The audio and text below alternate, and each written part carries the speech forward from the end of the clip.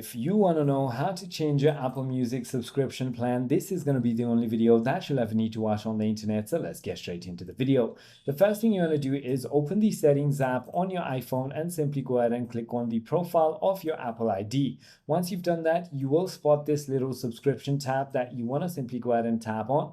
Once you've done that, it is going to go ahead and show you all the active subscription that you have going on. Here, you want to simply go ahead and tap on the Apple Music tab, and if you see on the bottom is going to be a little See All Plans tab. Tap on it and it is going to go ahead and show you your current plan, which is individual for the moment, and then you can simply go ahead and choose available plans like students or family and so on. Simply go ahead and select the plan that you want to change to and simply go ahead and click on confirm. Just keep in mind it is going to go ahead and change only when your billing period is finished.